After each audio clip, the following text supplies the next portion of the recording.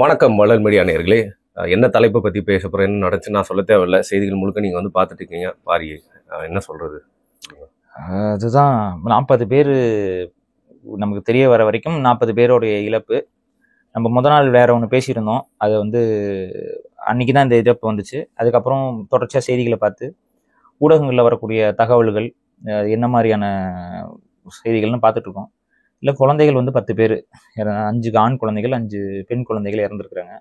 இந்த பெண்கள் எனக்கு தெரிஞ்சு ஏதோ ஒரு எண்ணிக்கை, அப்புறம் வந்து ஆண்கள்.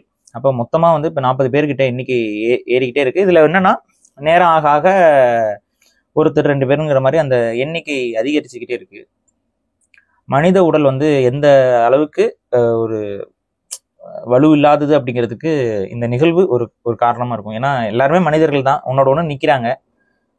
அந்த கூட்ட நெரிசலில் ஒருத்தர் மிதிக்கிறது, ஒருத்தர் தள்ளி விடுறது, இதில் தான் அதில் சில பேர் அழுத்தத்தினால மூச்சுத்திணறல் ஏற்பட்டு அப்படி தான் இறந்துருக்காங்க. எவ்வளோ ஒரு ஃப்ரெஜைலான ஒரு உடம்பு அப்படிங்கிறத நம்ம இதில் பார்க்குறோம். இதில் இன்னொன்று என்னன்னா, திமுகவுடைய ஏர் ஷோ உங்களுக்கு ஞாபகம் இருக்கும், 15 பேர் ஒரு வருஷம் இருக்குமா? ஆமாம், 15 பேர்கிட்ட போயிருப்பாங்கன்னு நினைக்கிறேன். அப்போ வந்து மகேஷ் பொய்யாமொழிக்கெல்லாம் வந்து அழுகை வரல. யாருக்குமே திமுக இன்னைக்கெல்லாம் கதறி அழுகுறாங்க. அவங்க கண்ணில் இருந்துலாம் தண்ணீர் வந்து அப்படியே ஒழுகுது. ஜோதிமணி அன்னைக்கு ஓட்டப்பந்தயத்தில் கலந்துக்கல. ஜோதிமதியெல்லாம் பார்த்தீங்கன்னா ஏர்போர்ட் கதவுகளுக்கு முன்னாடி ஓடுறாங்க. சரி, அதுக்குள்ள ஓடி போய் அப்படியே ஏறி குதிச்சு போயிடுவாங்களா? ஏன் பஸ் ஸ்டாண்ட்ல நீங்க இது வரைக்கும் பஸ் ஓடி போய் ஏற மாதிரி பார்த்தது இல்லை. அவசரமா போயிட்டு இருக்குன்னா ஓடி போய் தான் ஏறுவாங்க. அப்போ பறக்கிற விமானத்தை தொங்கிக்கிட்டே போயிருக்கிறாங்க ஜோதிமணி, அப்படி சொல்ல வரீங்க? அது தெரியல. அப்ப இது இந்த நாடகங்கள் இதெல்லாம் நம்ம பார்க்குறோம். இப்போ மக்களுக்கு தெரியணும், உண்மையாகவே மக்களுடைய இறப்புல வருத்தம் தெரிவிக்கிறவர்கள் யார், அந்த இறப்பை வைத்து அரசியல் செய்பவர்கள் யாருங்கிறத மக்கள் பிரித்து பார்க்க தெரிந்தாலே இதுல இருக்கக்கூடிய விஷயங்கள் புரிஞ்சிடும். இப்போ ஒரு விஷயம் என்னன்னா, இந்த இறப்பு தவிர்த்திருக்கலாமா அப்படின்னா, நிச்சயமாக ஒரு அரசு எந்திரம் நினைத்திருந்தால் தவிர்த்திருக்க முடியும். இவ்வளோ பெரிய ஒரு இறப்பை வந்து ஏற்படாமல் பார்த்துக்க முடியும். இல்லை அந்த அந்த இந்த ஏர் ஷோ நடந்த காலத்து திமுக டைம்ல கொஞ்சம் பேர் நெரிசல்ல இறந்தாங்கல்ல, அந்த நேரத்துல அந்த நெரிசல்ல இறப்பவர்கள் எப்படி சாத்தியம் அப்படிங்கறது வந்து ஒரு ஆங்கில டாக்குமெண்ட்ரியில வந்து ஸ்டாம்பேட்டை பத்தி ஒரு வீடியோ ஸ்டாம்பேட்டை பத்தி அதுல எப்படி போட்டிருந்தாங்கன்னு பாத்தீங்கன்னா, நீங்க ஒரு ஆள் நிக்க வச்சு இன்னொரு ஆளை வந்து இடிக்க வைப்பாங்க. அப்ப நீங்க உழுக மாட்டீங்க, கொஞ்சம் பேலன்ஸ் பண்ணி நின்றுவீங்க. ஆனா அதே மாதிரி ஆளுகளை வந்து கொஞ்சம் தள்ளி நிக்க வச்சுட்டு இடிக்கும் போதும் விழுக மாட்டாங்க. ஆனா பக்கத்துல எல்லாரும் ஒட்டி நிக்கிற மாதிரி நிக்க வச்சுட்டு ஒருத்தன் அப்படி நகர்ந்தாலும் அந்த கடைசியில இருக்கவருக்கு அது அதிகமான இதுல போய் அவர் விழுவாரு. லைட்டா ஒரு சின்ன அழுத்தம் வந்தாங்க கூட அவங்க போய் தள்ளி வேவ் இம்பாக்ட் மாதிரி அப்படியே போகும். அதை இந்த விஜய் அவர்களுடைய அந்த கூட்டத்துல நம்ம பார்க்க முடிஞ்சது. மக்கள் வந்து அப்படியே அலை மாதிரி அப்படியே வளைஞ்சு போறதை உங்களால பார்க்க முடியும், ஆம்புலன்ஸ் எல்லாம் உள்ள வரும்போது போகும்போது. அப்ப அந்த இம்பாக்ட்ல கண்டிப்பா கீழே யாராவது விழுந்தாங்கன்னா, இது பண்ணாங்கன்னா அவங்களுக்கு மூச்சுத்திணறல் ஏற்பட்டு உயிர் போறதுக்கு வாய்ப்பு உண்டு.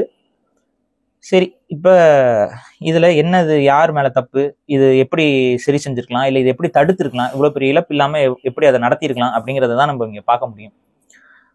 இறந்த உயிர்கள் திரும்ப வரப்போறது இல்லை. அவர்களுக்கு நம்ம கிட்ட இருக்கிறது அனிதாபங்கள் மட்டும்தான். அவங்களுக்கான அந்த பொருளாதார உதவியை வந்து தாவேகா தரப்புலையும் அறிவிச்சிருக்கிறாங்க. ஒரு நபர் இறந்தவர்களுக்கு ஒருத்தருக்கு 20 லட்சம், எந்த உயிருக்கும் விலை இல்லை, ஆனால் ஒரு விலையை நிர்ணயிச்சு 20 லட்சம்ங்கிறாங்க. தமிழக அரசு ஒரு 10 லட்சம் கொடுக்குறேன்னு சொல்லியிருக்கு. அடிப்பட்டவங்களுக்கு தமிழக அரசு 1 லட்சம் கொடுக்குறேன்னு இருக்கு. அதே போல அடிப்பட்டவங்களுக்கு அதாவது 2 லட்சம், இவங்க 2 லட்சம், அதாவது தமிழக அரசை விட ஒரு 2 மடங்கு அதிகமாக தாவேகா வந்து நன்கொடைகள் வந்து அறிவிச்சிருக்கிறாங்க. அந்த இது இப்ப இங்க என்ன சிக்கல் அப்படின்னு பாத்தீங்கன்னா, இதை எப்படி தடுத்திருக்கலாம், இல்லை யார் மேல பிழைகள் இருக்கு அப்படின்னு பார்க்கும்போது என்னை பொறுத்த வரைக்கும் 2 தரப்புலையும் பிழை இருக்கிறத நான் மறைக்காம. எதை சொல்றீங்க நீங்க? விஜய் தரப்புலையும் தவறு இருக்குது, திமுக தரப்புலையும் தவறு இருக்குது. திமுகங்கிறது தமிழக அரசுங்கிற இடத்துல தான் நான் திமுக சொல்றேன். ஸோ இந்த 2 இடத்துலையுமே தவறும் மக்களை பற்றிய சிந்தனையும் இல்லாமல் சுயநல அரசியல் சிந்தனை 2 தரப்புலையும் இருந்தது அப்படிங்கிறத மறுக்கவே முடியாது. 2 பேர் மேலேயும் தவறு இருக்கு, 2 பேருக்கும் சுயநலம் இருக்கு.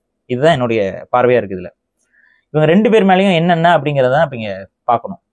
அடிப்படையில முதல்ல நேரங்கள், இது உங்களுக்கு பாத்தீங்கன்னா விஜய் அவர்கள் ஒரு நேரத்தை நிர்ணயிக்கிறாருன்னா அந்த நேரத்துலதான் மக்களை வந்து சந்திக்கணும். ஒரு நேரத்தை நிர்ணயிச்சுக்கிட்டு, அதாவது பாத்தீங்கன்னா 8:30க்கு அவருடைய 8:45க்கு கூட்டங்களை அவர் தொடங்குறதாக அறிவிச்சிருக்காங்க. டைமிங்க அப்ப இருந்து தான் செட் பண்ணியிருக்காங்க. ஆனா 8:45க்கு இவர் சென்னையில ஃபிளைட் ஏறாரு. சென்னையில ஃப்ளைட் வேகமாக தான் போகும். அப்படி போனாலும் எப்படி மிஞ்சி மிஞ்சி போனா ஒரு 3 மணி நேரம் ஆகும்ல. அப்ப 3 மணி நேரத்துக்கு முன்னாடியே டைமிங்கை போட்டு எதுக்கு இந்த இது எப்படி 1 மணி நேரம் தப்பா வரலாம், இல்ல வந்து ஒரு அரை மணி நேரம், இல்ல நீங்க சரி ஒரு ரொம்ப ஒரு நெரிசல் ரொம்ப ஒரு இதுன்னா ஒரு 1.5 மணி நேரம் லேட்டா வராரு, அது வரைக்கும் ஓகேங்க. எத்தனை மணி நேரம் லேட்டா வராரு விஜய்?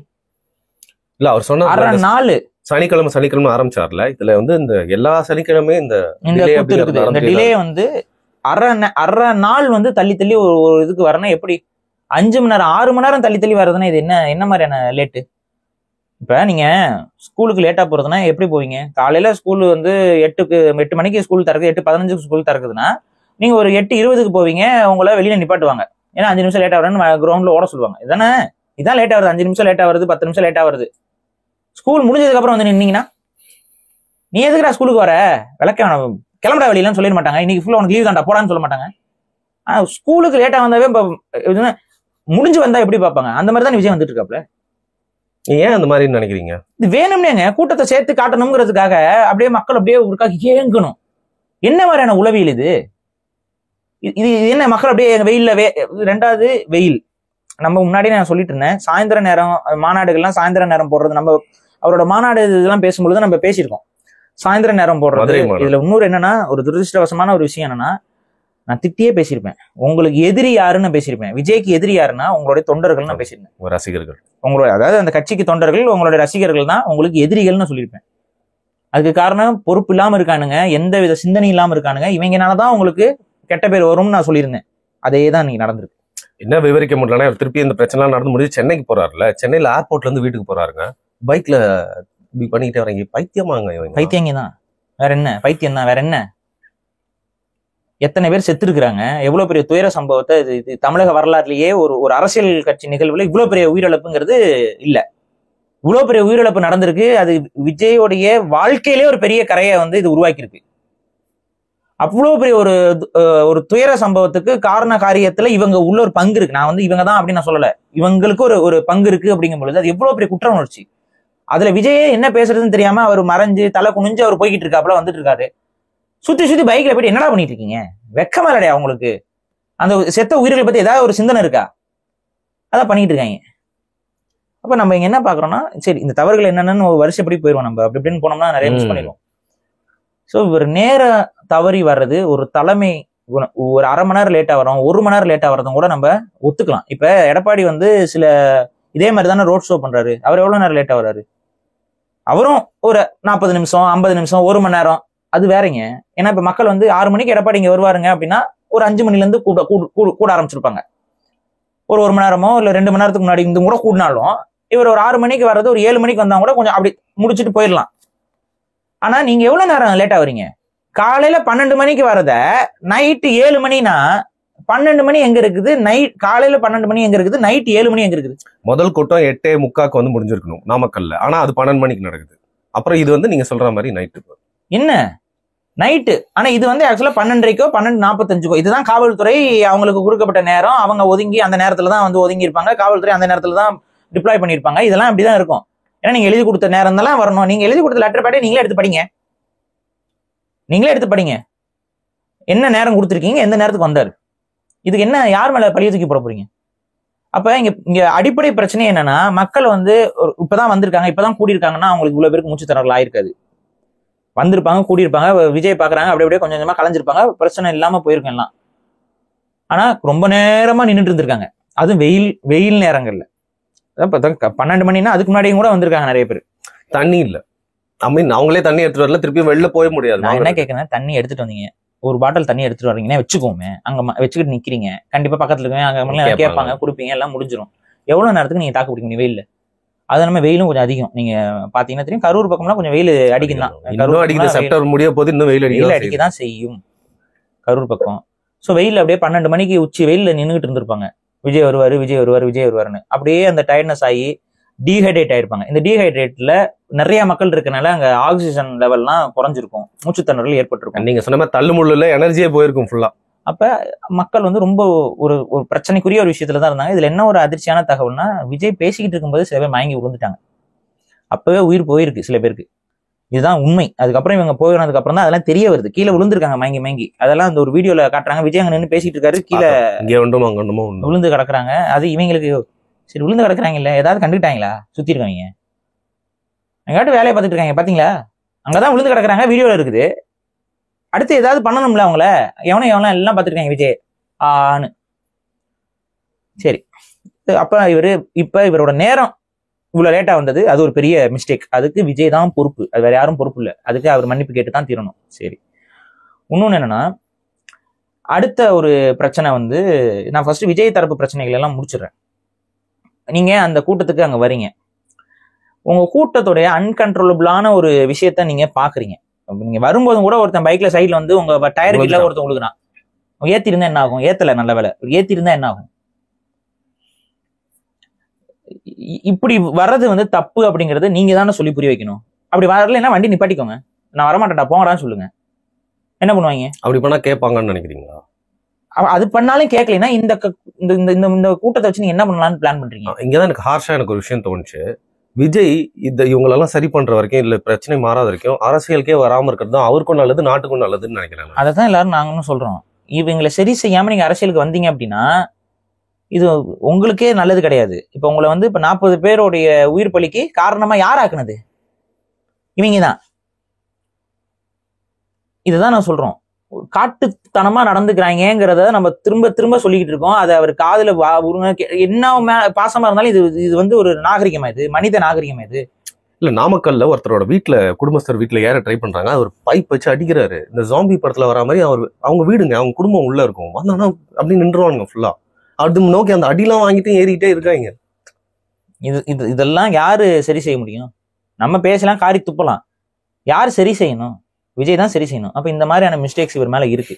ரெண்டாவது, இந்த முறை கூட்டத்தை இவ்வளவு நெருக்கடியா காட்டணுங்கிற எண்ணம், சுயநலம் விஜய் அவர்களுக்கு இருந்திருக்க வாய்ப்புகள் 100% இருக்கு. ஏன் நான் சொல்றேன்னா, அதுக்கு முன்னாடி வந்து நாகப்பட்டினத்துல இவருடைய கூட்டம் குறைஞ்சிருச்சுன்னு ஒரு விமர்சனம் வந்து கவனிச்சிங்களா?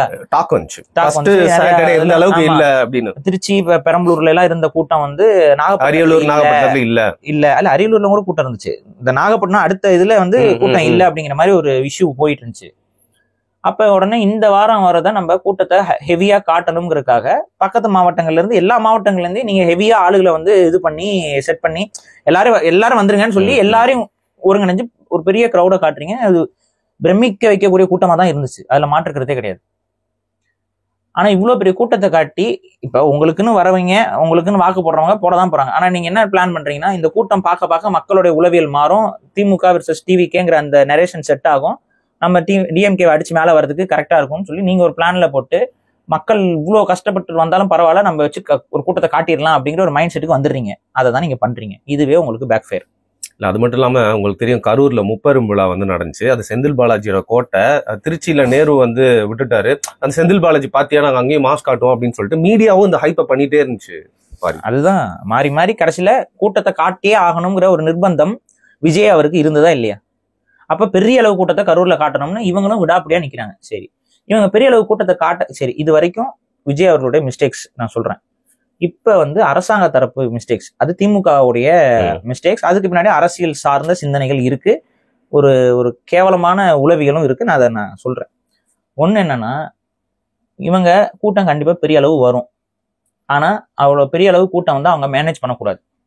அதுக்கு பிளான் பண்ணி ரொம்ப திட்டமிட்டு ரொம்ப குறுகலான தெருக்களை கொடுத்துருக்காங்க காவல்துறை.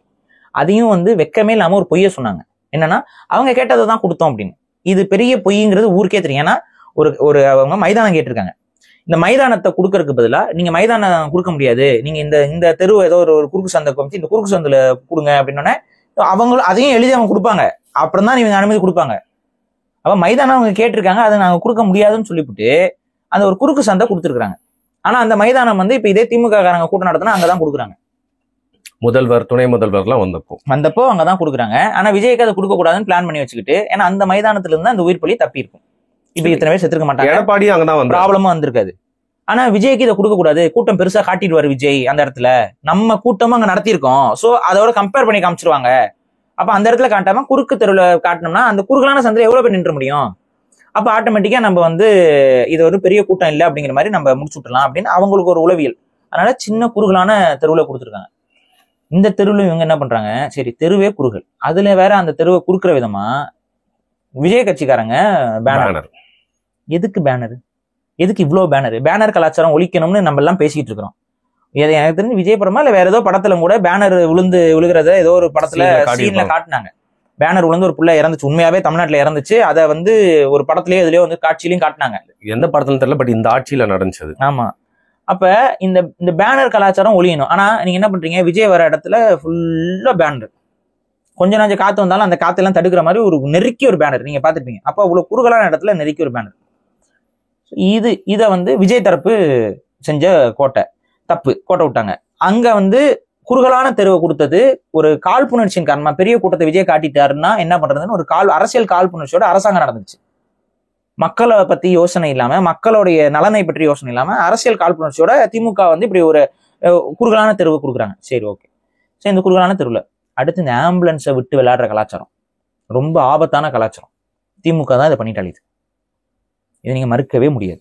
இந்த உயிர் காக்கும் என்னமோ தெரியல, ஆம்புலன்ஸுக்கும் இப்ப எவனுக்குமே செட் ஆக மாட்டேங்குது. ஆம்புலன்ஸை வச்சிருக்கவனும் கேட்டான், ஆம்புலன்ஸ்ல விட்டவனும் கேட்டாங்கிற நிலைமையில இப்ப பாருங்க, ஆம்புலன்ஸ்ல ஒரு கொடியில டிவிக்கேன்னு போட்டு வந்தாங்க, எவ்வளவு பெரிய உயிரிழப்பு ஏற்பட்டு பாருங்க.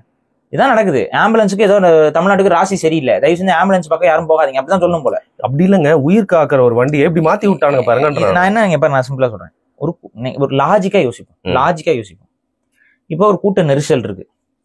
இந்த கூட்ட நெரிசலுக்குள்ள பைக்கு காரை நீங்க அலோவ் பண்றீங்களா? போலீஸ் என்ன பண்ணும்?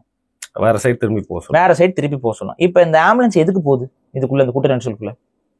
பிரச்சனை ஏற்படுத்துறதுக்கு. அப்ப ஒரு ஆம்புலன்ஸ் வேகமா ஒரு இடத்துக்கு போகணும், இந்த கூட்ட நெரிசலுக்குள்ள பூந்துட்டு போறது வேகமா போயிட முடியுமா? இல்ல பக்கத்துல பேரலல் ரோடு, இது ஒரு குறுக்கு சந்து, இந்த குறுக்கு சந்துக்குள்ளேயே தான் நீ ஓட்டிட்டு போகணும் ஆம்புலன்ஸ. ஏன் பக்கத்துல ஒரு லெஃப்ட் எடுத்து ரைட் எடுத்து போக முடியாதவனால? அப்ப நோக்கம் என்னன்னா, வேணும்னே அந்த கூட்ட இருக்கிறதே கிரௌடு, அந்த கிரௌட்ல ஒரு ஆம்புலன்ஸ் வருதுங்க, ரெண்டு பக்கம் மக்கள் அப்படியே சாயிறாங்க. அது நீங்க பாத்திருப்பீங்க ஒரு அந்த வீடியோலயே. எங்க ஆம்புலன்ஸ் போகுது, எல்லாரும் இப்படி நகர்றாங்க ஆம்புலன்ஸ்ல இருந்து, அப்படியே கிரௌடு இந்த தண்ணி அலை நகர்ந்த மாதிரி நீங்க அதை பாத்திருப்பீங்க. எதுக்கு இந்த ஆம்புலன்ஸ், எம்டி ஆம்புலன்ஸை விட்டு விளையாண்டுகிட்டு இருக்கிறது? இதை விட்டுட்டு விளையாண்டுட்டு இருக்காங்க, இது நீங்க பாத்துட்டு இருக்கீங்க. இதை யார் செய்யறா? யார் மேல நம்ம குறை சொல்ல முடியும்? நான் ஃபர்ஸ்ட் அதை பார்த்தது எடப்பாடியோட அந்த கூட்டங்கள்ல தான் ஆம்புலன்ஸ் கலாச்சாரம் வர ஆரம்பிச்சது. இப்ப நீங்க பாருங்க, எல்லா அரசியல்வாதிகளும் பேசுற கூட்டங்களுக்கு பக்கத்துல ஆம்புலன்ஸ் விட்டுட்டு இருக்காங்க. வருதா இல்லையா? ஏன்டா கூட்டம் நடத்துற இடத்துக்குள்ளதான் பூந்து போய் ஆம்புலன்ஸ் போயே ஆகணுமா? வேற ரோடே இல்லையா தமிழ்நாட்டுல? ஒரு ஊர்லயும் வேற ரோடே இல்லையா? பேரலல் ரோடே இல்லையா? அப்ப மித்த வண்டியில எங்க போகுது? பறந்து போயிருதா? ஆம்புலன்ஸ் மட்டும் தான் அந்த ரோட்ல ஊர்ந்து போகணுமா? அப்ப வேணும்னே நீ விடுற ஆம்புலன்ஸ் வரும், அங்க மக்கள் வந்து வழி விடலைன்னா பாருங்க, ஆம்புலன்ஸ் வழி விடலைங்க, என்னங்க கட்சி இது அப்படின்னு சொல்லி விமர்சிக்கணும். வேணும்னே விளையாடுற, மக்களை பத்தி கவலை இல்லாம, மக்களுக்கு அவ்வளவு கூட்ட நெரிசல் இருக்கு, அந்த இடத்துல ஒரு ஆம்புலன்ஸை விட்டினா மக்கள் நசுங்குவாங்களே, மக்களுக்கு மூச்சு திணறல் ஏற்படுமே, கவலை மயிரே கிடையாது. நீ வாட்டு விடுற ஆம்புலன்ஸை உள்ள விட்டுக்கிட்டு இருக்க, அது வந்துகிட்டே இருக்கு, வந்துட்டு போய்கிட்டு இருக்கு ஆம்புலன்ஸ். பாத்தீங்களா எத்தனை முறை ஆம்புலன்ஸ் வந்துட்டு போகுது? எதுக்கு வருது? யார் அங்க கூப்பிட்டவன? சுத்தி ஆம்புலன்ஸ். அப்ப வேணும்னே கூட்ட நெரிசல். சரி, விஜய் முடிச்சுட்டு கிளம்புறாருங்க. விஜய் முடிச்சுட்டு அவர் அப்படியே வண்டி மெதுவா போகுது, மக்கள் அங்க அப்படியே நிக்கிறாங்க. எவ்வளவு நேரம் நிப்பாங்க மக்கள்? கொஞ்சம் கொஞ்சமா கலைவாங்கல்ல. எதுக்கு இப்ப போலீஸ் லத்தி சார்ஜ் பண்ணுச்சு? இதுக்கு தமிழக அரசு என்ன பதில் வச்சிருக்கோம்? புரியவே இல்லை. எதுக்கு நீங்க லத்தி சார்ஜ் பண்ணீங்க? எனக்கு புரியலையே. மக்கள் கூட்டமா இருக்காங்க. சரி, எதுக்கு இப்ப தமிழக அரசு கரண்ட் ஆஃப் பண்ணுச்சு? கரூர்ல ஏங்க கரண்ட் ஆஃப்? எங்க யாரா மேல ஏறி செத்துட்டாங்கன்னா நான் கேக்குறது, இப்ப ஒரு எத்தனை பேர் இருந்திருப்பாங்க அந்த கூட்டம்? ஒரு 30,000 மேலேயே. சரி, ஒரு 30,000 to 40,000 பேர் அங்க அது ரொம்ப குறுகலான ஒரு ரோட்ல அடைஞ்சு நிக்கிறாங்க. இங்க கரண்ட் ஆஃப் ஆயிட்டாங்க, கும் இருட்டு. என்னங்க எப்படிங்க நடந்து போவீங்க? இந்த கும் இருட்டுல கரண்ட் ஆஃப் பண்ணிட்டாங்க, உங்களுக்கு கண் பார்வை தெரியல, எப்படி நடந்து போகணும்னு தெரியல. அப்ப போலீஸ் உங்களை லத்தி சார்ஜ் பண்ணுது, நீங்க எப்படி போவீங்க? கேயாஸ். இந்த படம் பாத்திருக்கீங்களா, லைன் கிங்னு ஒரு படம் பாத்திருக்கீங்களா? அதுல அந்த ஹைனா கூட்டம், அந்த ஹைனா கூட்டம், அதுக்கு திராவிட ஹைனாஸா என்னன்னு தெரியல எனக்கு, ஒரு ஹைனா கூட்டம் ஒண்ணு இருக்கு. அந்த ஹைனா கூட்டம் வந்து என்ன பண்ணுமா, அந்த எரும மாடுகள்லாம் மேய்ஞ்சிட்டு இருக்கும்போது அப்படியே இந்த பக்கம் ஒரு நாய் விரட்டும், அந்த பக்கம் ஒரு நாய் விரட்டும், அந்த பக்கம் ஒரு நாய் விரட்டும், இப்படி எல்லா பக்கமும் நாய் விரட்டணும்னே எரும மாடு ஓடும். அதுல வந்து அந்த சிம்பா வந்து சாகும். இது நீங்க அந்த லைன் கிங் படத்தை பார்த்தவங்களுக்கு தெரியும். முஃபாசா சொல்றேன், நான் அந்த படம் பார்த்தனால வில்ட் பீஸ்ட் எல்லாம் வர்றப்போ அந்த முஃபாசா செத்துரும். இப்ப இதுல அந்த ஹைனா மட்டும் யாருன்னு கொஞ்சம் யோசிச்சுக்கோங்க. எனக்கு தெரியல, நான் என்ன கேக்குறேன், ஏன் லத்தி சார்ஜ் அங்க நடந்துச்சு? வீடியோல பதிவு இருக்கு. அங்க என்ன கலவரம் நடந்துச்சா? எதுக்கு லத்தி சார்ஜ்? கூட்டம் கலையதான் போகுது, விஜய் அங்க இல்ல, விஜய் பிரசன்ஸ் இல்ல, விஜய் விடாம அங்க வளைச்சு நிக்கிறாங்க கூட்டம்னா நீங்க ஏதாவது பண்ணி விரட்டணும் பண்ணணும். விஜய் போயாச்சு, கூட்டம் நகருக்கு வழி இல்லாம நிக்கிறாங்க. சரி, நகருக்கு வழி இல்லாம இருக்கும்போது கரண்ட்டை வேற ஆஃப் பண்ணிட்டீங்க. கேட்டா நீங்க சொன்னீங்கன்னா மின் கம்பத்துல ஏறி கரண்ட் இதா பிரச்சனை ஆயிடுச்சுன்னா என்ன பண்றது அப்படிங்கறதுக்கா ஆஃப் பண்ணிட்டாங்கன்ட்டு. நான் கேட்கிறேன், வெளிச்சம் இல்லாம என்ன பண்றது? ஜென்ரேட்டர் லைட்டும் ஆஃப்ங்கிறாங்க நிறைய பேர். அதை அப்புறம் திரும்ப ஆன் பண்றாங்க, திரும்ப அது ஆஃப் ஆகுது. இதெல்லாமே வீடியோல பதிவாயிருக்கு, இதெல்லாமே வீடியோல பதிவாயிருக்கு, நீங்க யாரெல்லாம் போய் பார்க்கலாம். அப்ப ஒரு குறுகலான சந்து, அந்த குறுக்கு சந்துல போலீஸ் தடியடி ஒரு பக்கம் நடத்துது, ஒரு பக்கம் கரண்ட் ஃபுல்லா ஆஃப். கரூர்ல மக்களுக்கு வெளிச்சம் தெரியாது, இருட்டு, கும் இருட்டு. எப்படி மக்கள் வெளியில போவாங்க? எந்த ஊர்ல ஒரு பெரும் கும்பலை மக்கள் உயிரிழப்பு இல்லாம தப்பிக்க வைக்கிறதுக்கு கரண்ட் ஆஃப் பண்ணி லத்தி சார்ஜ் பண்ணி இப்படி ஒரு முறையை வந்து கையாளுவாங்க அரசாங்கம்? எனக்கு உண்மையா புரியல. எல்லாம் ஓடதான் செய்வாங்க, பேனிக் ஆவாங்க, ஓடவாங்க, இருட்டு. இது மூணு ஒன்னா ஒரு குறுக்கு சந்தில நடந்தா என்ன ஆகும்? என்ன ஆகும்? சொல்லவே முடியாது. என்ன ஆகும்? இதுதான் ஆகும். எனக்கு உண்மையிலேயே புரியலைங்க, இது என்ன நோக்கம்? என்ன நோக்கம்? எனக்கு அதுல எல்லாம் வேற என்னன்னா, 70 பேர் கள்ளச்சாராயம் குடிச்சு இறந்தாங்கல்ல, யாராவது அந்த பக்கம் எட்டி பார்த்தாங்க? கள்ளச்சாராயம் குடிச்சு இறந்தவனுக்கு நாங்க எங்க எட்டி பார்க்கணும்? கள்ளச்சாராயம் குடிச்சு இறந்தாலும் உங்க ஊருக்காரன் தானே இறந்தது. கள்ளச்சாராயம் குடிச்சு இறந்தாலும் தமிழ்நாட்டுக்காரன் தானே இறந்தது. கள்ளச்சாராயம் குடிச்சு செத்தாலும் உங்களோட காவல்துறை தட்டி கேட்க முடியாத கள்ளச்சாரத்தை குடிச்சு தானே இறந்தாங்க. வந்து பார்த்துருக்கணும்ல. போனது உயிர் தானே, போனது மனித உயிர் தானே. 70 பேர் செத்ததுக்கு வந்து யாராவது பார்த்தாங்களா? இல்ல வேங்க வயலுக்கே போல நான் ஏன் கள்ளக்குறிச்சிக்கு போனோம்? சரி, வேங்க வயலை விடுங்க. வேங்க வயல் வந்து அது வேற இஷ்யூ. அது உயிரிழப்பு சம்பந்தப்பட்ட விஷயம் இல்லை, அது சோசியல் ஜஸ்டிஸ் பேஸ்டு. இது வந்து உயிரிழப்பு சம்பந்தப்பட்டது. ஒரு ஊர்ல 70 பேர் இறக்குறாங்க அப்படின்னா அங்க போய் பார்க்கணும். அப்பெல்லாம் பார்க்காத இது. சரி, அந்த ஏர் இதுல நீங்க சொன்னீங்கல்ல, ஏர் ஷோல உயிரிழப்பு ஏற்பட்டுச்சு, அதுல ஏதாவது போய் யாராவது பார்த்தாங்களா? தூத்துக்குடியில உயிரிழப்புக்கும் போல அப்பெல்லாம் கதறி கதறி அழுதாங்களா யாராவது? இப்ப மட்டும் கதறி கதறி அழுக வருது. அப்பவே சொன்ன மேடம், அப்பவே சொன்ன. நீங்க அப்பவே சொல்லணும். யார்கிட்ட சொன்னீங்க? அப்பவே சொன்னோம்னா யார்கிட்ட சொன்னீங்க? ஏன் சொன்னீங்களா? அன்பில் மகேஷ். யார்கிட்ட சொன்னீங்க? அதிகாரம் உங்க கையில இருக்கு. நீங்க எதுக்கு சொல்லணும்? நீங்க எதுக்குங்க சொல்லணும்? இவ்வளவு கிரௌடு வருது அப்படின்னா வென்யூ மாத்தலாம்ல, போலீஸ் நினைச்சா செய்யலாம்ல. இங்க கூட முடியாதுங்க, இங்க வந்து இதுக்கு மேல ரொம்ப அதிகமா கிரௌட் வருது, உங்களுக்கு இவ்வளவு கிரௌட் நீங்க மெயின்டைன் பண்ணா வேற இடத்துக்கு போங்கன்னு சொல்ல வேண்டியதானே? கூட்டம் சேர சேர தெரியும்ல உங்களுக்கு. இவ்வளவு பேனிக்கா இருக்க அக்கௌண்ட்ல லத்தி சார்ஜ் எல்லாம் பண்றீங்க. யார்கிட்ட சொன்னீங்க? யார்கிட்ட சொல்லிட்டு லத்தி சார்ஜ் பண்ணீங்க? போலீஸ் லத்தி சார்ஜ் பண்ணுது. கேட்டா ஆம்புலன்ஸ்ல உள்ள அப்படிங்கிறாங்க. இதுக்குங்க ஆம்புலன்ஸ் உள்ள வருது? அதுக்கு நீங்க தான் சொன்னீங்கல்ல 2 பேர் விழுந்தாங்க அப்படின்னு சொல்லிட்டு, அதை வச்சு ஆம்புலன்ஸ் வந்து அதை தடுத்தாங்கன்னு அடிச்சாங்க. அதை யாரும் தடுக்கலாம் இல்ல. இன்னொன்னு பாருங்க, அந்த இடத்துல வந்து அந்த லத்தி சார்ஜ் பண்றப்ப ஆம்புலன்ஸ்லாம் எதுவும் இல்ல. நீங்க அந்த வீடியோவை போய் பாருங்க.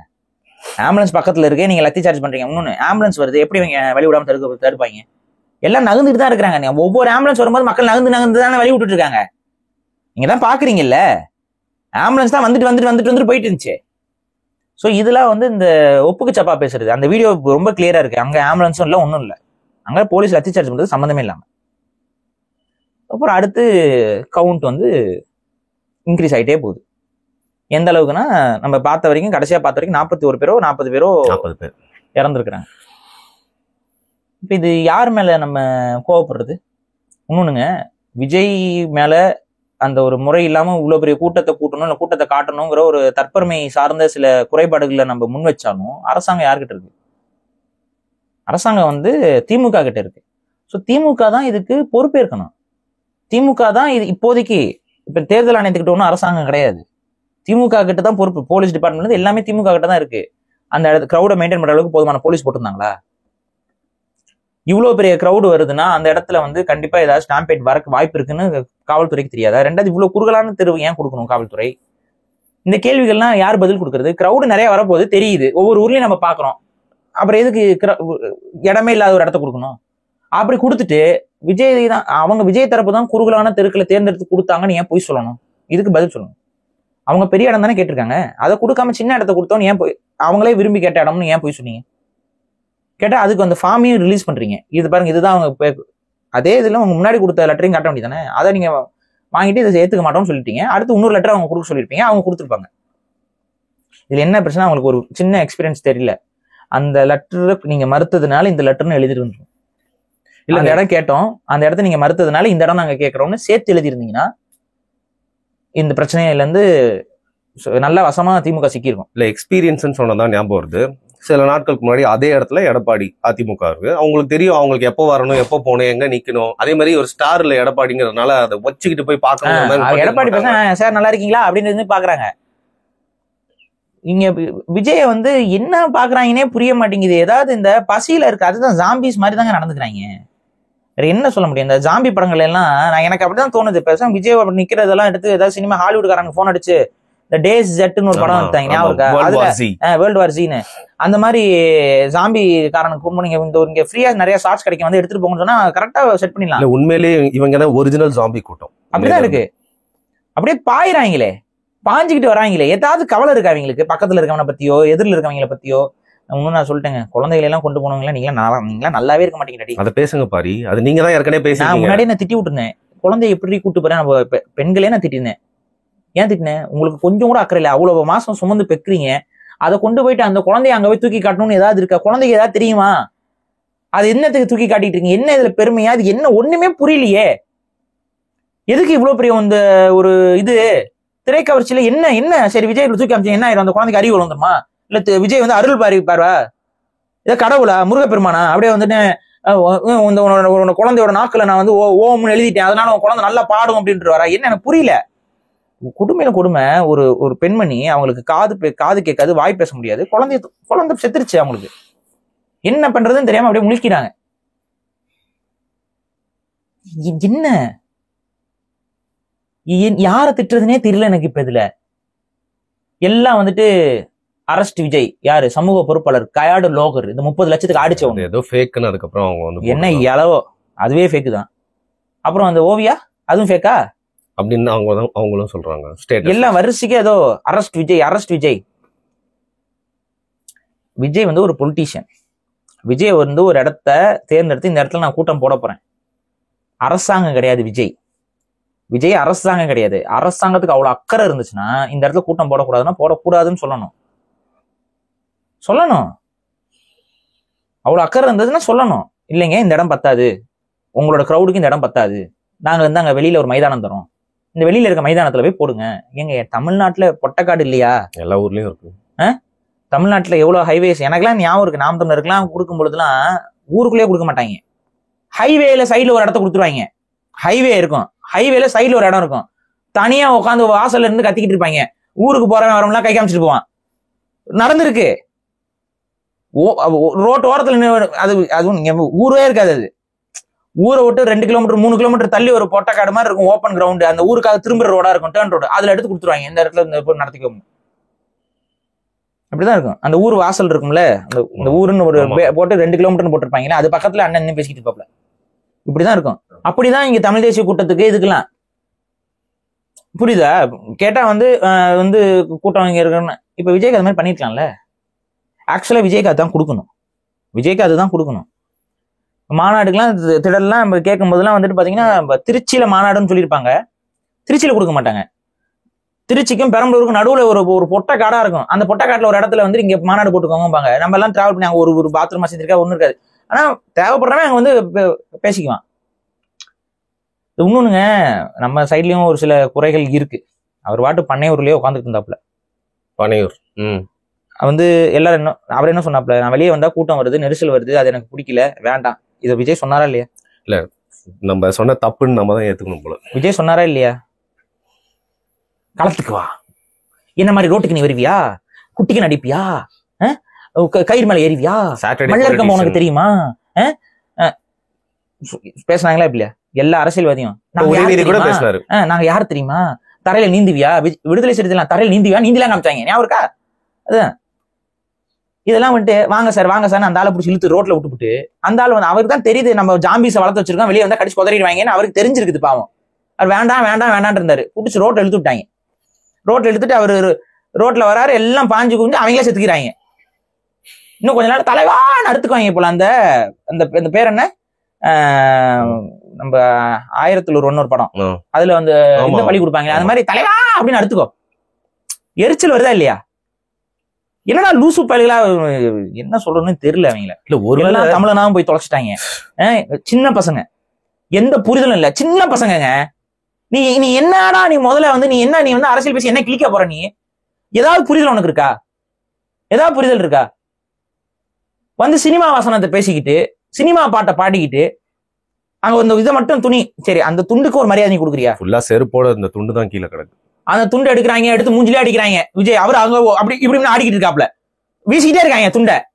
செருப்பும் வந்தது பாரு. அது செருப்பு எவனோ ஒருத்தன் உள்ள கலந்துருக்கான்.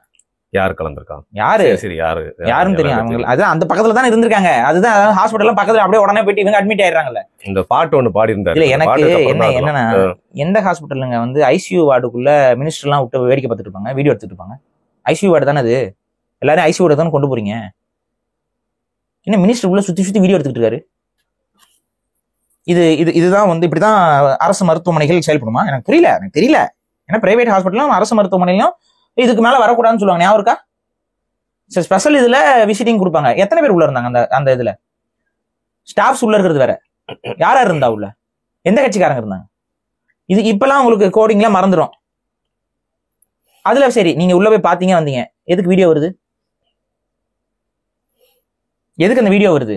அப்ப அரசியல் ஆதாயம். இந்த பிணங்களுக்கு நடுவுல கேமரா வச்சு அரசியல் ஆதாயம், நடிப்பு. அழுகனா எல்லா நேரத்திலும் வரணும். அழுக விஜயனால ஒரு இழப்பு ஏற்படும் போது அழுக வரும். உங்க கட்சினால ஒரு இழப்பு ஏற்படும் ஒரு மயிரும் வராதுன்னா அது வந்து நம்ம ஏத்துக்க முடியாது. இல்ல கல்வியில் சிறந்த தமிழ்நாடு அந்த விழால அழுதாரு. யார் அழுதா? அன்பில் மகேஷ் தான். அப்புறம் தெரியல என்னன்னு தெரியல, கொஞ்சம் ரொம்ப எமோஷனலா டேமேஜ் ஆயிருக்காரு போல, எல்லாத்துக்கும் அழுதுகிட்டு இருக்காப்புல. எதுக்கு அழுகணும்? சாம்பார்ல காரம் அதிகமா இருக்கா? டிடி வாயில சாம்பார் ஊத்தி சொன்னாங்கல்ல, சூப்பரா இருக்குன்னு, அதுல ஏதாவது அழுக வந்துருச்சா? புரியல. அதுல செந்தில் பாலாஜி என்னடா இவன் இப்படி பண்றான், நம்மளால செந்தில் பாலாஜி நீ நடிப்பாராத, நீ பொழைச்சுக்குவேன், எனக்கு தான் பொழைக்க தெரியல, நான் ஏதோ கொஞ்சம் கொள்ளையடிச்சேன், எனக்கு தூக்கி உள்ள உட்கார வச்சுட்டாங்க, பதவியும் போச்சு ஒன்னும் போச்சு, அப்படியே வேடிக்கை பார்த்துட்டு இருக்கேன். இப்ப கொஞ்சம் பர்ஃபார்ம் பண்ணலாம், இந்த பர்ஃபார்மன்ஸ் நீ பிடிச்சிட்ட கேமரா அதுக்கு பாத்தீங்களா? இங்க இருறா, அதுக்கு கவனிச்சிங்களா அந்த வாய்ஸ்ல? இங்க இருறா, அப்பவே சொன்னேன். அது எதுக்கு இங்க இருறா அப்பவே சொன்னேன்? இங்க இருறான்னா அதுக்கு என்ன பொருள் எனக்கு புரியல. இங்க இருறா அப்பவே சொன்னேன்னா என்ன, அதுக்கு என்ன பொருள்? எடிட் பண்ணி போடுங்கடா ஒழுங்கா. எங்க எடிட்டர் பிரகாஷ் கிட்ட கேளு, கரெக்டா எடிட் பண்ணுவாங்க. அவரை போய் கூத்து விடுறீங்க இல்ல? அவர் சொல்றேன் வேலை வாய்ப்பு இந்த மாதிரி லூசுத்தனமா எடிட் பண்ணி போடாம ஒரு கரெக்டா எடிட் பண்ணி போடுவார்ல, நாளைக்கு ஒரு வேலை வாய்ப்பு கிடைக்கும்ல, அதுக்காக சொல்றேன். இங்க பாடுறாங்கிறதையும் சேர்த்தாரா போடுவீங்க? அது தெரிஞ்சிடாது கேமரா வச்சு விளையாண்டுட்டு இருக்காங்கன்னு. எதுக்கு இவ்வளவு? எதுக்கு தெரியாது உங்களுக்கு? அவ்வளவு எமோஷன் எதுக்கு கரண்ட்டை கட் பண்ணீங்க? எதுக்கு கரண்ட்டை கட் பண்றீங்க? அவ்வளவு எமோஷன் உங்களுக்கு. கரண்ட் கட் பண்ணா எல்லா மக்களுக்கு அப்படியே வெளிச்சம் வந்துருமா? உதயசூரியன் உதிச்சிருமா அதுக்குள்ள? எனக்கு புரியல, உதயசூரியன் உதிச்சிருச்சா கூட்டத்துக்குள்ள? நீங்க மட்டும் கரண்ட் ஆஃப் பண்றீங்க, எனக்கு புரியலங்க. மக்கள் நெருக்கம் அதிகமா இருக்க இடத்துல கரண்ட் ஆஃப் பண்ணா இது நடக்குமா நடக்காதா? கரண்ட் ஏன் ஆஃப் ஆச்சாங்க? இதுக்கு பதில். அப்ப இங்க என்ன நடந்துருக்கு நான் சொல்லவா? விஜய்க்கும் மக்களை பத்தி அக்கறை கிடையாது, திமுகவுக்கும் மக்களை பத்தி அக்கறை கிடையாது, அங்க வந்த மக்களுக்கும் மக்களை பத்தி அக்கறை கிடையாது. யாருக்கு அக்கறை? நம்மள மாதிரி லூசு பயல்களுக்கு அக்கறை. இந்த லூசு பயலுக்கு உட்காந்து ஏதாவது பேசிட்டு ஜெயில போய் உட்காந்துக்கும், போய் எண்ணிட்டு இருப்போம் 1 2 3. இந்த மயிராண்டிகளுக்கு ஒரு மயிரும் தெரியாது. ஒருத்தவன் பேசினானே நமக்காக ஜெயில கம்பெனிட்டு இருக்கானே அவனுக்காக பேசணும், அதெல்லாம் தெரியாது. அப்படியே உட்காந்துக்குவாங்க. நம்ம வாழ்ந்தோமா, விஜய் வந்தாரா விசில் அடிச்சோமா செத்தமா, ஸ்டாலின் வந்தாரா விசில் அடிச்சோமா செத்தமா, எதுக்கு வாழ்றோம், எதுக்கு பிறக்கிறோம், நமக்கு எதுக்கு குழந்தை பிறந்திருக்கு, ஒரு மயிரும் கவலை கிடையாது. அப்படியே கொண்டு போய் கொண்டுட்டாங்க. எரிச்சலா இருக்குல்ல? தயவு செஞ்சு திருந்துங்கடா, திருந்துங்க. உனக்கு அவ்வளவு முக்கியம், விஜய் முக்கியம்னா நீ எங்க போய் வேலையை காட்டணும்? பூத்துல போய் உட்காரு, விஜய் வாட்டு பிரச்சாரம் பண்ணட்டும், நீ உன் பூத்துல போய் வேலையை காட்டு. கட்சினா என்ன? ஓட்டு போடுறதுக்கு உங்க வீட்டு பக்கத்துல வயசானவங்க இருப்பாங்க, அவங்க எல்லாம் கூட்டிட்டு போய் ஓட்டு போட வை. அவங்க கிட்ட சொல்லு, இந்த சின்னத்துல நிக்கிறாரு நம்ம அண்ணன், நம்ம கட்சி தலைவர் இந்த பக்கம் நிக்கிறாரு, இந்த கட்சி வேட்பாளர் இவரு, அறிமுகம் பண்ணு. ஒவ்வொரு ஊரா போய் போஸ்டர் ஓட்டு, ஒவ்வொரு ஊரா எடுத்துட்டு போய் உன் கொள்கை கோட்பாடெல்லாம் நீ பிரச்சாரம் பண்ண. உனக்கு ஏதாவது தெரியுமா? கொள்கை எழுது, நீ கொள்கைன்னு எழுது. நீ இப்ப எழுது. கொள்கை வேணாங்க, டிசிப்ளின் இருந்தா போதுங்க. இதுதான் என்ன இருக்கு இவங்களுக்கு. திருத்த வேண்டாம், சொல்ல வேண்டாம், படிக்க வைக்க வேண்டாம். அப்படியே நடிச்சுட்டு இருந்தீங்க, வரீங்க இதுல என்னன்னா பல பேருக்கு அங்க வாக்கே இல்லை. நீங்க பாத்தீங்களா, சின்ன பசங்க நிறைய பேர் அவங்க அங்க அப்பா ஆத்தாலையும் சேர்த்து வந்து கொண்டிருக்காங்க, குடும்பத்தோட சாவம் வாங்கன்ட்டு. நிறைய பேர் அப்படி நடந்திருக்கு. பையன் சொன்னான்ட்டு வந்திருக்காங்க, 2 பேர் அவுட். ஒரு அம்மா கர்ப்பிணி, அவன் புருஷன் போச்சு. எனக்கு கேட்க கேட்க வெறுப்பா இருக்குது. இத்தனைக்கு நம்ம திட்டியும் விட்டுருக்கிறோம். குழந்தையெல்லாம் கொண்டு வராது. இது நம்ம விஜய் என்னங்க குறை சொல்ல முடியும்? குழந்தைய என்னங்க குறை சொல்ல முடியும்? சொல்லிட்டாருங்க. எவ்வளவு முறை தான் சொல்றது? உன்னை செருப்பு கழட்டி அவர் அடிக்கணுமா? குழந்தையோட குழந்தை செருப்பு கழட்டி அடிக்கிறதா? உன்ன என்ன பண்ண முடியும் அந்த ஆளால? நமக்கு அவங்க அரசியல் கட்சி நடத்துறாங்க, ஒரு கூட்டத்தை காட்டணும்னு ஆசை, அதுல இதை வேலையை பண்றாங்க. அதையும் நம்ம குறை சொல்ல முடியல. கவர்மெண்ட்டும் ஒரு பொறுப்பு இல்லாம ஒரு சரி இவ்வளவு பெரிய கூட்டம் வருதுன்னா அதுக்கு ஒரு இடம் கொடுக்கணும், அதையும் அவங்க பண்ணல. எல்லாம் அரசியல் பண்றாங்க. இதுல பாதிப்பு யாருக்கு? அட் தி எண்ட் விஜய்க்கு இதுல பாதிப்பா? 40 பேரோட குடும்பத்துக்கு தான் போச்சு. உயிர் வருமா? எத்தனையோ பேர் அதுல நல்லா ஆயிருக்கலாம். அங்க இறந்த குழந்தைகள், எத்தனையோ குழந்தைகள் ஒரு ஆற்றல் மிக்க குழந்தையா இருந்திருக்கலாம், இந்த உலகத்துக்கு நல்லது செய்ய வந்திருக்கலாம். எத்தனையோ பேர் அவங்க வீட்டுக்கு பிரெட் வினரா இருந்திருக்கலாம். அவங்க போயிட்டாங்கன்னா இப்ப என்ன? அவ்வளவுதான். நஷ்டஈடு கொடுத்து என்னத்த ஈடு? ஒரு உயிரை எப்படி எதை கொடுத்து ஈடு கொடுத்துட முடியும்? எனக்கு புரியல. இந்த அசால்ட்டா விளையாண்டுக்கிட்டு, அசால்ட்டா பேசிக்கிட்டு நம்ம இப்ப கடிச்சு வைப்பாங்க. தெரியுமா ஒரு குரூப் வந்து இது சதி தெரியுமான்னு இறங்குவான். இன்னொரு குரூப் என்ன சொல்லுவேன், எங்க மேலேயே கம்ப்ளைண்ட் பண்றியா, நாங்க யாரு தெரியுமா, எங்க கிட்ட அரசாங்கமே இருக்கு தெரியுமான்ட்டு ஒரு குரூப் வருவான். இவரு மாறி மாறி கடிப்பாங்க நம்மள. பரவாயில்ல. ஆனா அந்த 40 பேருக்காக உண்மையா வருத்தப்படுறதுக்கோ இல்ல இந்த உயிர்கள் இழந்திருக்க தேவையில்லைன்னு யோசிக்கிறக்கோ, சரி இனிமே ஏதாச்சும் இந்த உயிரிழப்பை தடுக்கிறதுக்கு என்ன வச்சுக்க மாட்டாங்க. வேற ஒண்ணும் இல்லைங்க. பெருங்கூட்டம் வருது அப்படின்னா அதுக்கு தகுந்த மாதிரி அரசாங்கம் இடம் ஒதுக்கணும். உங்ககிட்ட தானே கேட்கறாங்க. கண்டிப்பா எவ்வளவு பேர் வருவாங்கன்னு அவங்க ஒரு தோராய கணக்கு கொடுப்பாங்க. 10,000 பேருன்னு சொல்றாங்க அப்படின்னா 10,000 யோசிக்காத, 20,000 யோசி. கவர்மெண்ட் யோசி. சரி 20,000 பேர் இருக்கிற மாதிரி இடமா கொடுத்துருவோம். 10,000 பேர் இன்னும் ஒரு எக்ஸ்ட்ரா வந்துட்டானா என்ன பண்றது? 2 மடங்கா கொடுங்க. பிரச்சனை இல்லாம இருந்திருக்குமா? என்னது பொது இடங்க? அது பொது இடத்துல கூடுறதுக்கு உங்களுக்கு என்ன? அதை பார்த்துட்டு காவல்துறை அங்க வந்து ஒரு கொஞ்சம் பாதுகாப்பா நிக்கும். அந்த வென்யூல எதுவும் பிரச்சனை வராம பாத்துக்கும். அது எத்தனை பேர் வராங்கன்னா 10,000 பேர்னா அதுக்கு தகுந்த மாதிரி காவல்துறை வந்து நிக்கும். அவ்வளவுதானே, பிரச்சனையே இருக்காது. அது வாட்டு கூட்டம் கலைஞ்சு போயிருக்கும். இந்த லைட் ஆஃப் பண்ணாம லத்தி சார்ஜ் பண்ணாம இருந்தா இவ்வளவு பெரிய உயிரிழப்பு வந்திருக்குமாங்கிறது கேள்விக்குறி. இது 2 இவங்க தப்பு. விஜயோட ஒரே தப்பு, நான் கூட்டம் காமிக்கணும், நான் மாசு காட்டணும்னு நினைக்கிறது. மாசு இருக்குதுன்னா அது தேர்தல் எலெக்ஷன்ல பிரச்சாரத்தின் மூலமா, நல்ல செயல்களின் மூலமா, பூத் கமிட்டி ஆரம்பிங்க, உங்க கட்சியை கட்டமைப்பு வலுப்படுத்துங்க. கட்டமைப்பு வலுப்படுத்துச்சுன்னா நீங்க வந்து இறங்கி பேசணும் அவசியம் இல்லையே, எல்லா மக்கள் வருவாங்க. இன்னொன்னு, இந்த ரோட் ஷோ அது நம்ம எல்லாரோடைய தப்பு. நான் ஓப்பனா சொல்றேன், அது எல்லாரோடைய தப்பு. சனிக்கிழமை வர்றதுக்கு எல்லாரும் பிடிச்சி கதறிட்டு இருக்கோம். கரெக்டா? ஆனா விஜய் வந்து ஒவ்வொரு நாளும் வரணும், இங்க வரணும். இப்ப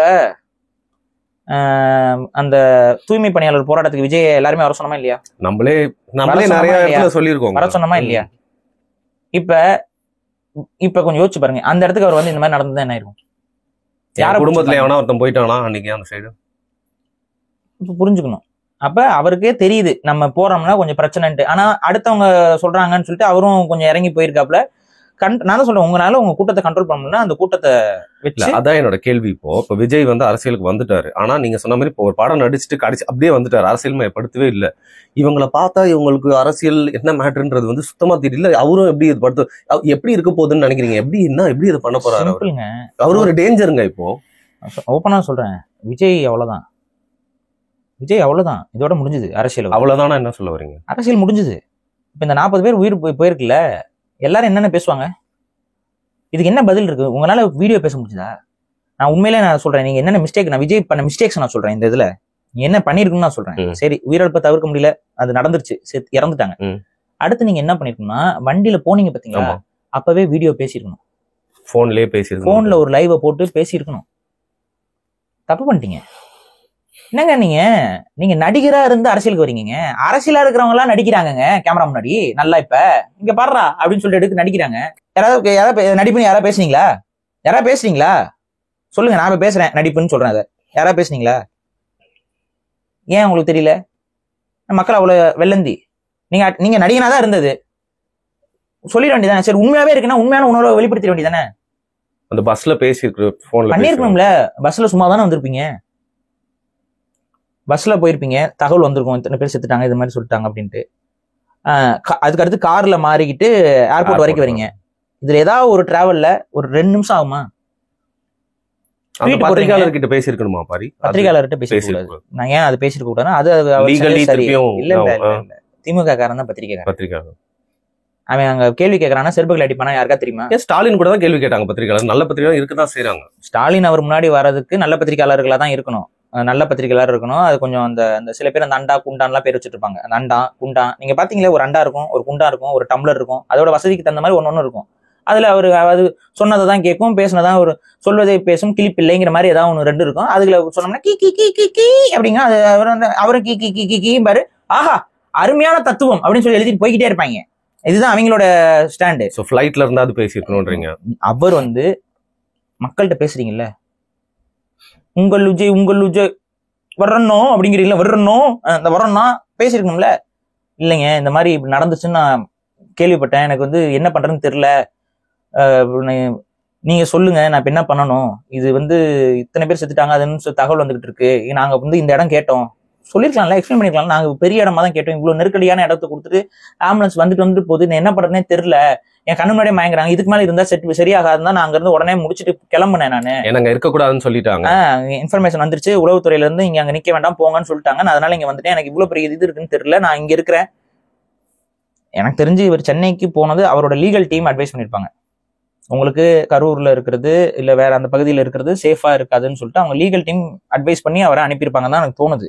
பட் அந்த அட்வைஸ் எல்லாம் கரெக்ட் தான், அவர் சென்னைக்கு வந்ததெல்லாம் கரெக்ட் தான். ஏன்னா அங்க சிச்சுவேஷன் என்ன மாதிரி ஆனாலும் பேட் ஆகலாம், மக்கள் வயலண்ட் இவங்களே வந்துருவாங்க அந்த பஸ் நோக்கி, அதுதான் வயலண்ட் ஆகலாம், என்ன வேணாலும் ஆகலாம். சோ அவர் வந்தது நான் குறை சொல்லல, இந்த வர வழி வரைக்கும் எதுவுமே ரெஸ்பான்ஸ் இல்லாம வந்ததுதான் குறையா நான் பாக்குறேன். அது சரியான ஆலோசகர்கள் இல்ல, வெறும் பிஆர் டீம் பண்றவங்க கூட இருக்காங்களே தவிர்த்து இந்த மாதிரி நீங்க சொன்னீங்களா அது கரெக்டா அந்த டைம் சொல்றதுக்கு ஆட்கள் இல்ல. அதான் நான் சொல்றேன், இந்த இடத்துல விஜய் கோட்டை விட்டுட்டார். அந்த இடத்துல மக்கள் எதிர்பார்த்தது விஜயோட ரியாக்ஷன். உங்களுக்காக உங்களை நம்பி வந்த 40 பேர் அங்க உயிர் இழந்திருக்கிறார்கள், அதுல குழந்தைகள் இறந்திருக்கிறார்கள், பெண்கள் இறந்திருக்கிறார்கள், வயசானவங்க இறந்திருக்கிறாங்க, இந்த தகவல் வருது, உங்களுக்கு வராம இருக்காது. கண்டிப்பா ஒரு டெத் கவுண்டா இருக்கும்போது உங்களுக்கு போன் அடிச்சு சொல்றதுக்கு ஆள் இருக்கும், போன்ல நியூஸே பார்க்கலாம், போன்ல நியூஸ் வந்துட்டு இருக்கு, லைவ் வந்துட்டு இருக்கு. அப்ப உங்ககிட்ட இந்த மக்கள் எதிர்பார்த்தது விஜய் பேசிடுவாரு, முகத்தை காட்டி பேசிடுவாரு, அவரோட எமோஷன்ஸ் என்னங்கிறத நமக்கு வெளிப்படுத்திடுவாருன்னு. ஏன் வெளிப்படுத்தல? உங்களுக்கு உண்மையாகவே வருத்தம் தான், அந்த வருத்தத்தை மக்கள்கிட்ட காட்டணும்ல.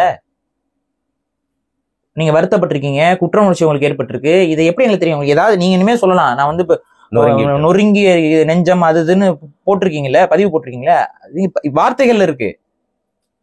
உண்மையாவே நொறுங்கி இருக்கீங்களாங்கிறத மக்கள் பார்த்திருக்கணும்ல. ஒருவேளை ஸ்டன் ஆயிட்டாரோ அப்படி தவறான அட்வைசஸ் மேபி. அவர் அந்த டைம்ல ஏதாவது அவரோட வீடியோ பிரசன்ஸ் இருந்திருக்கணும். நீங்க பிரஸ்ஸை நான் தான் சொல்ல, பிரஸ்ஸை சந்திச்சிருக்க கூடாது கண்டிப்பா. ஏன்னா பிரஸ் டிஎம்கேவோட செட்டப்பா கூட இருக்கலாம், அவங்க ரொம்ப தப்பான கேள்விகளை அவருக்கு எகெயின்ஸ்டாவே கூட போயிடலாம். ஏன்னா நீங்க எல்லாம் பாக்குறீங்களா, சில ஒரு பத்திரிகைக்காரங்க சார் கூப்பிடுறாங்க, அவர் அங்க கண்டுக்காம போனா பைத்தியக்காரனாட்டு போறான்னு ஒருத்தன் பேசுறான், பத்திரிகைக்காரனு. அது பதிவாச்சா இல்லையா? ஒரு தலைவர் அவர் கட்சி நடத்துறாப்புல பைத்தியக்காரனாட்ட போயிட்டு இருக்கான் அப்படின்னு நீங்க பேசுறான். இவன் என்ன கேள்வி கேட்டிருப்பான்? சோ அதெல்லாம் நீங்க பிரஸ் இங்க இந்த மாதிரி இந்த லோக்கல் பிரஸ் நீங்க இது பண்ணிட்டு கட் பண்ணிட்டு போறது அது ஓகே. இது நீங்க ஒரு நல்ல பெரிய ஜேர்னலிஸ்ட் வச்சு நீங்க கூட பேட்டி கொடுத்துக்கோங்க, அது வேற. பட் பிரஸ் சந்திங்க அது வேற. ஆனா உங்களோட எமோஷன்ஸ் என்னங்கிறது மக்கள்கிட்ட நீங்க கடத்தல. நீங்க உண்மையா வருத்தப்பட்டீங்களா, வேதனைப்பட்டீங்களா, அழுதீங்களா, இது எதுவுமே மக்களுக்கு தெரியாது. அப்ப விஜய் உண்மையாவே இந்த மக்கள் மேல அக்கறை கொண்டவரா யாருக்கும் தெரியாது, இப்ப வரைக்கும் தெரியாது.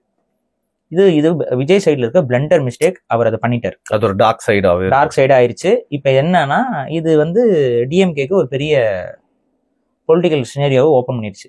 அவங்க திமுக என்னங்கிறத விஜய் இப்ப உணர்ந்திருப்பார். அரசியலின் ஆழத்தையும் அகலத்தையும் தெரிந்து கொண்டே இறங்கிறேன்னு சொன்னார்ல, இப்பதான் ஆழம். கடல்ல ஒரு ஒரு ஒரு மூத்த அரசியல்வாதி சொன்னார், ஞாபகம் இருக்கா? முதலைகள் நீந்தும் குளம் முதலை கடிச்சுதா, இந்த முதலையை தான் எச்சரிச்சோம். இந்த முதலைகளை பற்றி தான் முதலையே எச்சரிச்சாங்க. இதைதான் நீங்க புரிஞ்சுக்கணும். இவர் ஸ்ட்ரென்த்தை வச்சே இவர் அடிச்சிட்டாங்க. நான் சொல்லிட்டே இருந்தேன்ல, உங்களுக்கு எதிரி யாரு? உங்க தொண்டர்கள். நான் சொன்னா இல்லையா? அதுதான் நடந்திருக்கு. உங்களுடைய இம்ப்ராப்பர் தொண்டர்கள் குழந்தைகளை கொண்டு வரது போறது பெரிய பாதிப்பா வரும்னு நம்ம எல்லாருமே சொல்லிட்டு இருந்தோமா இல்லையா? நடந்துருச்சு.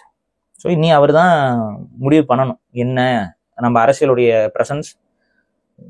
இதெல்லாம் அரசியல்வாதியாகி மக்களை சாகடிக்கிறதுலாம் நிறைய நடந்திருக்கு வரலாறுல. அரசியல்வாதியாக ஆகிறதுக்கு முன்னாடியே மக்களை சாகடிக்கிறது இப்பதான் நடக்குது.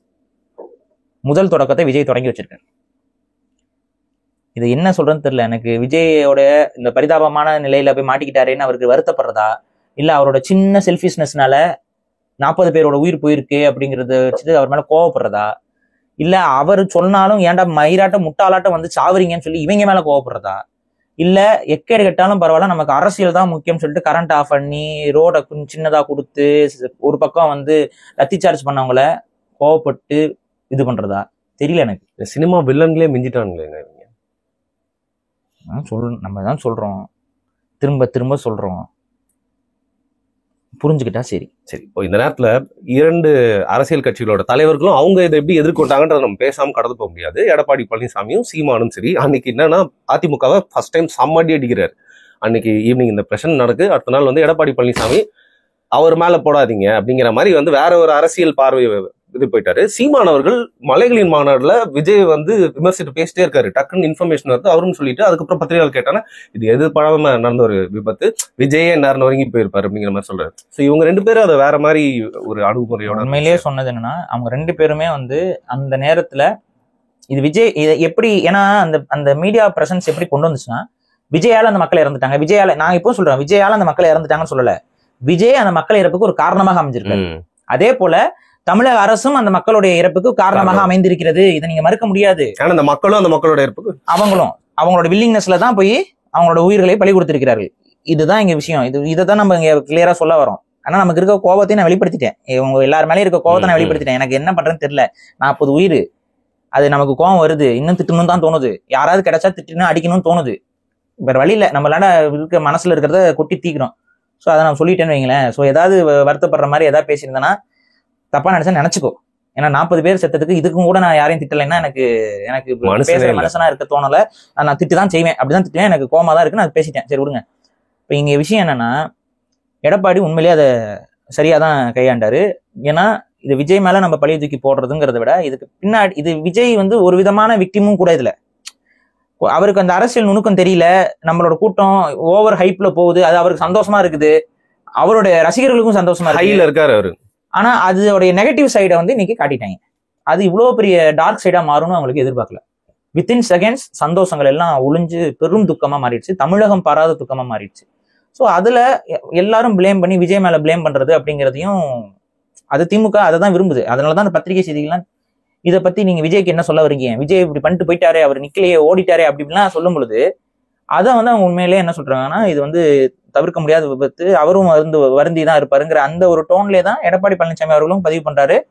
அதே டோன்ல தான் சீமான் அவர்களும் பதிவு பண்றாரு. இவங்க 2 பேரோட ஸ்டேட்மெண்ட் கரெக்ட், இந்த சிச்சுவேஷனுக்கு கரெக்ட், ஆரோக்கியமான ஒரு அரசியல். அதுல நமக்கு உண்மையிலேயே மாற்றுக்கிறது இல்ல. இப்போ உங்களுக்கு புரிஞ்சிருக்கும், நான் ஆரம்பத்துல இருந்தே நான் சொல்லிட்டு இருக்கிறது இப்போ உங்களுக்கு புரிஞ்சிருக்கும். என்டிகே, டிவிகே, ஏடிஎம்கே இந்த அலையன்ஸ் தான் உண்மையிலேயே தமிழ்நாட்டுக்கு ஒரு சரியான ஒரு இடத்துல வளர்ந்துருக்கணும். அதை நீங்க கோட்டை விட்டு திமுகவுக்கு வலு சேர்க்க இவங்க 3 பேருக்குமே அடி விழுகும் கண்டிப்பா. இன்னைக்கு விஜயை காலி பண்றதுக்கு இவ்வளவு பெரிய விஷயம் நடந்துருச்சு. எடப்பாடிக்கு வேற ஏதாவது நடக்கலாம், என்டிகேக்கு வேற ஏதாவது நடக்கலாம். ஸோ அவங்க தான் அதை முடிவெடுக்கணும். ஆனா ஓரளவுக்கு அந்த ஒரு ரியாலிட்டியை புரிஞ்சுக்கிட்டாங்கல்ல, ரியாலிட்டியை புரிஞ்சிருக்காங்க. இது வந்து விஜய் நினைச்சிருந்தாலும் ஒன்றும் பண்ணிருக்க முடியாது. விஜயோட சின்ன கவனக்குறைவு இல்ல அவருடைய அந்த அரசியல் தெளிவின்மை இந்த ஒரு பெரிய இழப்பை ஏற்படுத்தி இருக்குங்கிறது இவங்க 2 பேரோடைய கன்சர்னோட சொல்றதுதான் நம்ம உண்மையிலேயே வரவேற்கிறோம். ஆனாலும் நாம் தமிழர்ல இன்னும் ஒரு சில பேருடைய ஸ்டான்ஸ் வந்து அவங்க தலைவரோட ஸ்டான்ஸுக்கு எதிராக இருக்கு. ஆனா பக்கத்துலேயே தான் நிக்கிறாங்க. அது என்னன்னு தெரியல, அவர் அண்ணன் ஒரு பக்கம் அப்படி பேச, நம்ம இப்படி ஒரு பக்கம் பேசணும், ஒரு குரூப் அலையுது இப்ப புதுசா. அது வந்து பாக்குறதுக்கு நல்லா இல்ல. உங்க தலைவரோட என்ன ஸ்டாண்ட்ல இருக்காரு அந்த ஸ்டாண்ட்ஸ்ல இருந்து பேசுங்க. உங்க தலைவரையே மதிக்காம நீங்க எல்லாம் பேசிட்டு இருந்தீங்கன்னா அப்புறம் யார் தான் மதிக்கிறது? இப்போ ஒரு ஸ்டாண்ட் ஒரு கட்சி எடுக்கணும். இப்போ ஏடிஎம்கே ஸ்டாண்ட் மீறி வேற யாராவது ஏதாவது ஸ்டேட்மெண்ட் கொடுத்தாங்களா? அது கட்சி. இப்ப இவர் ஒண்ணு சொல்லிட்டு இருக்காரு, இங்க ஒருத்தர் ஒண்ணு சொல்றாரு, அங்க ஒருத்தர் ஒண்ணு சொல்றாருன்னா அது எப்படி கட்சியா இருக்க முடியும்? ஸோ அதுல வந்து ஒரு தெளிவு இருக்கணும். ஒரு கட்சி தலைமை என்ன சொல்லுதோ அதை கேட்டு ஒரே மாதிரி ஸ்டாண்டு கொடுத்தா அது ஒரு ஸ்டாண்டு நாம் தமிழரோட ஸ்டாண்டு அப்படின்னு நம்ம முழுமையா சொல்லலாம். அதுக்கு தான் நான் சொல்றேன். அவர் கரெக்டான ஸ்டாண்ட் எடுத்திருக்காரு இப்போ வரைக்கும். இப்போ நம்ம பேசுற வரைக்கும் வேற எதுவும் அவருக்கு சொல்லலை, இதுதான் அவர் சொல்லியிருக்காரு. ஸோ இப்போ வரைக்கும் அவர் சீமான் எடுத்திருக்கிற ஸ்டாண்ட் வந்து கரெக்ட். தெரிஞ்சோ தெரியாமலோ ஒரு தமிழனுக்கு பிரச்சனைன்னு இன்னும் 2 தமிழ் தலைவர்கள் தான் அப்படிதான் வருது. அப்படிதான் நீங்க பார்க்கணும். ஏன்னா யாரும் வந்து இதை வந்து விரும்பி செஞ்சிருக்க மாட்டாங்க. தவறுதலா நடந்திருக்கு. ஆனா அந்த தவறுதலான இதுக்கு ஒரு 40 உயிர்கள் வந்து விலையாக போயிருக்கிறது தான் நம்மளால ஏத்துக்க முடியல. அதனாலதான் கோபம் வருது நமக்கு. அதனாலதான் இவங்க அந்த இனிமேல் துண்டு தூக்கிட்டு சுத்தினாங்க. கடுப்பாகுதுங்க நமக்கு. இப்படி சுத்திட்டு வந்த ஒருத்தாலும் ஆடினால அவனால சப்பு சப்புன்னு எனக்கு அரையணும் போல இருக்கு. ஏன் அப்படின்னா புரிதல் இல்லாம ஆடுறானுங்க. நீ உண்மையாவே சொல்றேன், உனக்கு அவர் ஜெயிக்கணும்னு நினைச்சிருந்தீங்கன்னா இது பண்ண மாட்டேன். நீ என்டிடிவில ஒருத்தன் ஆடினா ஞாபகம் இருக்கா? அவனை வச்சு எல்லாரும் டிஸ்பிளே வச்சிட்டு இருக்காங்க. திமுக ஐடிவிங்கெல்லாம் அவனை வந்து இதை வச்சு ப்ரொஃபைல் பிக்க வச்சிருக்காங்க. இப்ப புரியுதா என்ன ஆக்கிட்டு இருக்கேன்? என்ன சொன்ன, அவன் ஆடினதுக்கு ஒரு 2 லட்சம் வாக்கு குறைஞ்சிருச்சுன்னு சொன்னா, இப்ப இதுக்கு எத்தனை லட்சம் வாக்கு குறையும்? இறுதியா ஒரு கேள்வி, நீங்க ஏற்கனவே வேற மாதிரி சொல்லிட்டீங்க, விஜயுடைய அரசியல் வாழ்க்கை என்ன ஆகும்? ஏன்னா வைக்க முடியாது, பெரிய கேள்விக்குறி. உண்மையிலே சொல்றேன், பெரிய கேள்விக்குறி. யாருக்கு எந்த அரசியல்வாதிக்கும் இவ்வளவு டஃபா நடக்கல. என்ட்ரி வந்து என்ட்ரிலே இவ்வளவு பெரிய தடைகள் வரல. பெரிய கேள்விக்குறி விஜய்க்கு உருவாகி இருக்கு. சரி, பேக் ஸ்டெப் வைக்கிறதுக்கு வாய்ப்பு இருக்கா? இது வேணான்னு சொல்லிட்டு போறதுக்கு வாய்ப்பு இருக்கா? எனக்கு தெரிஞ்சு அது ரொம்ப ஃபார் ஃபெச்டா போயிடும். பேக் ஸ்டெப் வைக்க வேண்டிய அவசியமும் இல்லை. ஆனா இனிமேல் அவரோட அரசியல் வேற டோன் எடுத்தா தான் இருக்கும். இந்த டோன்லயே திரும்ப அவர் ஒரு கூட்டம் கூட அவரால் நடத்த முடியாது. மக்கள் ஒரு 2 திருப்பா பிரிஞ்சிருவாங்க. பெரிய அளவு எதிர்ப்பை விஜய் சந்திச்சிருவார். இதுதான் நான் சொல்றது. இந்த இதுல வந்து நிறைய விஷயம் நீங்க வந்து மனசார பேசுனீங்க. புலம்பிட்டேன்டா, கோச்சிட்டாலும் சொல்றீங்க. ஆனா ரொம்ப சங்கடமா இருந்துச்சு இதெல்லாம் வந்து நடந்திருக்கே அப்படின்னு சொல்லிட்டு. அன்னைக்கு அந்த செய்தியை பார்த்துட்டு ஒரு காணொலி நம்ம பண்ண போறோம் அப்படின்னாலே வந்து பாத்தீங்கன்னா அதுல ஃபேக்ட்ஸ் பேச முடியல, ஃபுல்லா எமோஷன்ஸ் தான் வந்து ஃபர்ஸ்ட் வந்தது. மக்களுக்கு வந்து புரியும் அப்படின்னு நினைக்கிறேன். சினிமா மோகம், ஒருத்தர் மேல இருக்கிற அந்த நடிகர் மேல இருக்க வெறி அப்படிங்கறது குறைஞ்சு வந்து அரசியல் மயப்பட போறாங்க. எப்பதான் அது நடக்க போகுதுங்கிற கொள்கைக்காகவும் கோட்பாடுக்காகவும் ஒன்று கொடுங்க. சும்மா இந்த சினிமா நடிகனை பார்க்க வரேன்ட்டு தயவு செஞ்சு வராதிங்க. நீங்க விஜய் சினிமா நடிகனாவே பார்க்கணும்னா நீங்க இப்ப பண்றதை பண்ணுங்க. அவர் வேற வழி இல்ல, சினிமா தான் அவர் சோர்படும். அரசியல்ல அவரால் நிக்க முடியாது. இப்படியே பண்ணியிருந்தா அரசியல் அவர் எவ்வளவு சீக்கிரம் விரட்டி விட்டுருவார். இதுதான் நான் சொல்ல முடியும். நன்றி பாய். நன்றி.